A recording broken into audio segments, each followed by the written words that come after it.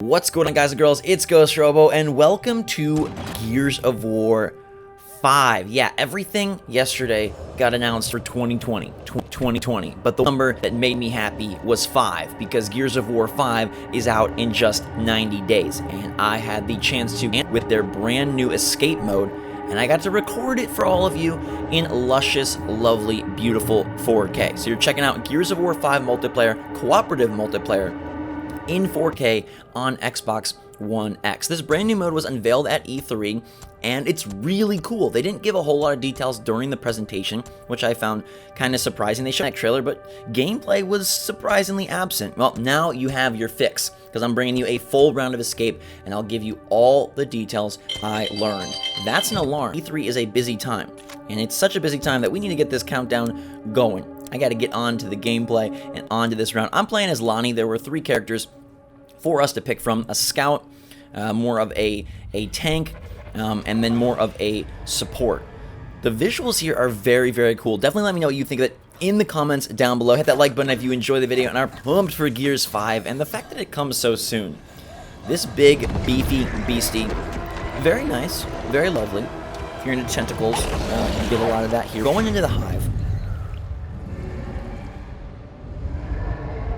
and this is a great Gears of War moment, where you are inside of some ooey gooey intestinal trouble. You bust out, and you're ready to go. Thank you for that breather, but look how long this is. Oh my god!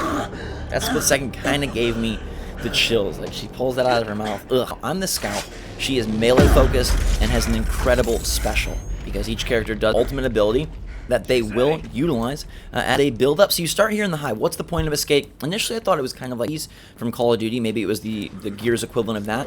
It's a little bit different. It's much more about getting out, move forward along a linear route that does have side paths. So you won't know exactly where you need to go, but there definitely is a correct way to go. There is an escape route, and you need to get to the end, shut the door, and evacuate. Along the way, you'll be seeing a ton of enemies, including some bosses. And the fun thing here is that these maps, there will be some in the game that are made by the Coalition and by the developers, and then players can make their own maps and share them. So a little bit of like Mario Maker action. It's Gears Maker. It's Gears Escape Maker in particular. One of the demoists who was saying that, yeah, you'll be able to pick different bosses that appeared in these maps. You'll be able to make much bigger maps than the one that you're seeing here. He used a demo map, so it needed to fit within a specific amount of time. And you'll also be able to modify these maps via difficulty modifiers. Now, it looks like that is on the end of the player, not the creator, because as you saw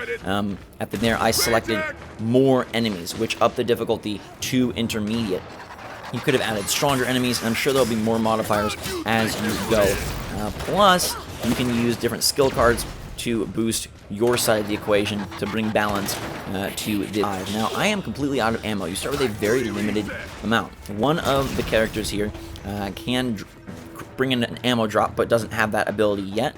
So I have to rely on melee. Now, her knife is incredibly strong, especially when you go in for these behind kills. I guess they're called stealth kills, but I'm sprinting around. I'm already running around, so I don't feel like it's too stealthy.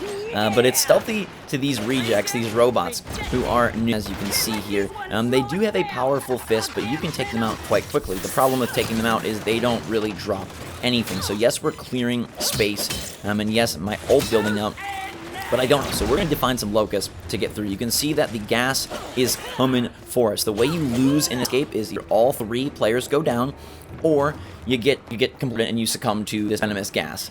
So I'm going to go in here and melee out some of these locusts, hopefully grab a hammer burst, and on with it, so we can actually fire some damage from afar, because it's a little tricky to be a melee man or woman all the way. I was interested to know, or to find out, if the characters we saw in the trailer were bespoke characters, like lore-based created characters, or if they were like player characters that you could kind of make for multiplayer. But these characters all have names, they all have lore, so they are the ones you will be. You won't be selecting like a face and a hairstyle for Escape.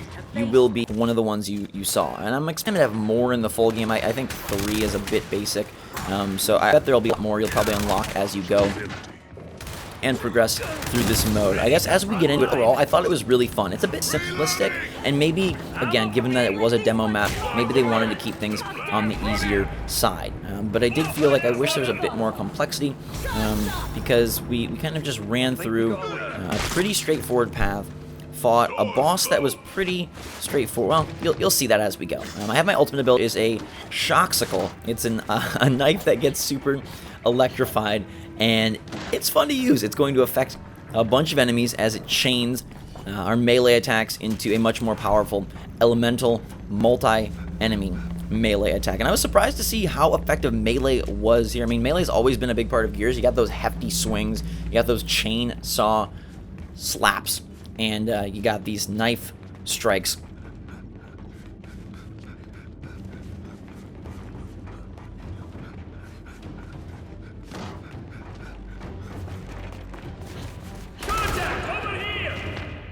You can mark characters as you see. That's super important. Something I tried to do as I went through. You got the numbers popping off, and we are just trying to take down Locust. Finally, a bigger enemy comes in from the back to support these drones, but I'd say we had a pretty easy go of it. Granted, this was an intermediate, and I'm sure as you bump up the difficulty and the modifiers, you will find yourself in a much more precarious position. And maybe it was tuned a little easy because of the demo. That is definitely a thing that happens. It is very fun, and I hope that there's a lot of variety. I'm curious to know how the systems all work. The maps themselves are very much pre-designed, so whether the developers design them or whether a player designs them, that's not like randomly generated. It sounds like the enemy placement might be randomly generated. I don't think you're specifically picking exactly where the enemy spawns are or who's who within the hive. I don't 100%, but it kind of sounds like you will be able to pick bosses, or maybe they're random and all you can make is the map. That was the part that was unclear to me. Like, if you can, how much specification can, when designing these escape levels, are you able to pick which tougher enemies you want to appear, or is that all just kind of random AI director style? It does have a little bit of a Left 4 Dead in that way, especially the way that you come back from the dead, which you'll see towards the end of our round, because unfortunately I go down once. It's a long day, man. Watching that Microsoft press conference, it was 2 hours long. All those games are for 2020. I was waiting for Scarlet. They announced it, but it's so far off. Then I got to go over to the stage itself and play this game. I got to give Microsoft props. Whatever you think about their press conference, and I'm sure we'll talk about that at some point. Like, cap their games right away and is super sweet, and it's something I'll always appreciate. All right, so we're making our way into a safe room here. This is kind of a midpoint for the level. I envision the longer your map is, the more safe rooms you'll have. But again, this is a decision, player decision, creator decision will really come into play, and I wonder how much flexibility they'll give you, because you could just make a super long map that has no safe rooms, or maybe you put a ton of safe rooms, or maybe you pack in difficult areas and therefore need a lot of safe rooms. I don't know how much freedom you have if you're just piecing together, you know, like almost Lego style, like Connect style, like connector pieces of rooms. Or if you really have full jurisdiction over how everything goes. We got ammo drops in here, which is incredibly important. They do a nice job of making ammo limited. It feels like you need to be smart with your shots in this basic map, and even on an intermediate difficult level. You got to be choice and choosy with your shots.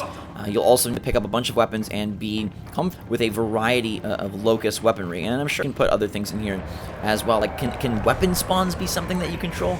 I don't really know. It seems like Gears is in an interesting position. It would have shown a humongous gameplay campaign blowout. All they showed the cool face smushing, stretching trailer, which is cool but gives us nothing. And then they talked about sort of their rollout and showed this escape trailer, and went over some cinematic fluff. I think the fact that Gears is kind of their only fall title, they need to stretch this thing out. So they're going to have, you know, like a multiplayer beta. They're gonna a horde reveal, and here at E3 they're talking about Escape. I'm sure at some point we see a little bit of campaign. I feel like they really need to milk this because it's what they've got right now. And with Halo and Scarlet not coming for a year and a half, how many games does Microsoft have between now and then that are exclusive to the platform?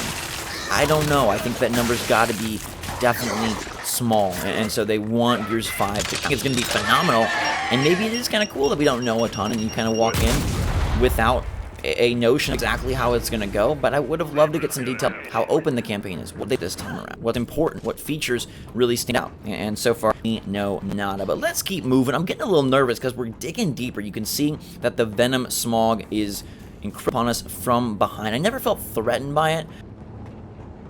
I don't know how damaging or deadly it is when it gets you. In my head, I envision it being something akin to Battle Royale Cloud that is slowly sapping your health. That's kind of what I would guess it to be, but I don't know. We didn't have a lot of experience with it. I have my ultimate, so let's get a little down and dirty. What if we run in here, taking some of these dudes out from afar, pain the pain, but what if we say, hey, getting close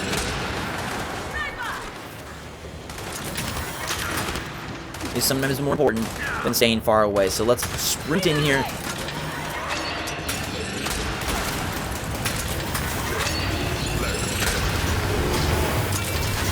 Unleash our ultimate and go ham with the lightning. I feel like a freaking Jedi. I wish I would have some crit powers out of Fallen Order. Didn't get that, but we do get some great blast back potential out of this knife. And then we come in here for the finisher, and it's off with their head. So I'm curious to see how deep this mode, if it will stand up next to Horde. If it'll be even better than Horde this time around. Who knows? Horde is great weapon. Here we have a boss who's got a big hammer, and you guessed it, we can take the hammer from him. Now, I think something weird must have happened while I was, because this dude went down way too fast. I don't know if there was an environmental, I think that generated environmental hazard and unleashed lightning. My partner grabbed the hammer. I picked up a bunch of ammo.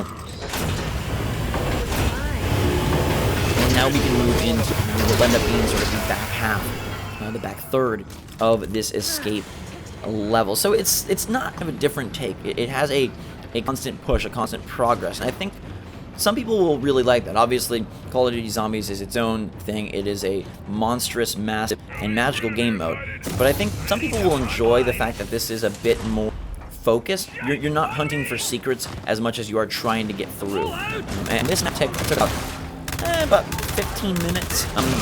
Can be longer and bigger, but if it is more of a thing where it's like, hey, get in for a 15 to 20 minute round, that could steal my feet. He was trying to set up a birthday party and didn't have enough gas, but I said, no, sorry, don't like that, no thanks. But I'm curious just to see like the overall reception. I think it'll be fun. It's probably more my style if I'm honest. I'm excited to participate. 3 players is interesting. I feel like this is the year of 3. This has 3 players. Doom Eternal has this 2v1 mode, which is 3. Everything kind of wants to be 3 players, which is interesting. You can't find that 4th friend. Maybe that's a common problem. I can usually not find a 2nd friend. So hey, 3 is better than 4 for me. I don't know what these rooms are here. I guess they're safe rooms just to hide out, but I'm not quite sure why you'd want to hide out. I thought maybe something would unlock once I closed the door and locked myself in. Sort of quarantine. Perhaps there is a way to bust through that wall. Eventually you can grab ammo or a better weapon. But it didn't seem to be in this one. I think that would be a nice addition that I hope is a part of the level creation. I hope is a part of eventual maps where you do have maybe rooms that are off the beaten path that do have like a really powerful weapon, or you can kind of explore around and race your friends to get something really cool. Add a little competitive nature to the co-op, and also add more explorative to explore. As you can see, we are progressing into what will be the final room. There is the outside, and in comes this very Resident Evil Ouroboros style enemy that's flying through the air with all sorts of, I'm gonna call them germs. This thing looks deadly and like a disease that I do not want to go with. Give me the amoxicillin and get me out of here, especially because I feel like a lighter character with my pistol. That's my beefing. Other characters have other defaults and are a little bit heftier, a little bit better equipped from the gun standpoint. I'm not so much, and my ammo is down, so I gotta go in here melee and try to grab some more weaponry. We're gonna slice and dice. I'm reloading. And get the heck out of here. In comes the germ cloud. I get a kill, but the germ cloud eats me alive. And then I thought we were going. Luckily, my teammates held their own and were able to pick each other up, survive long enough for this to happen.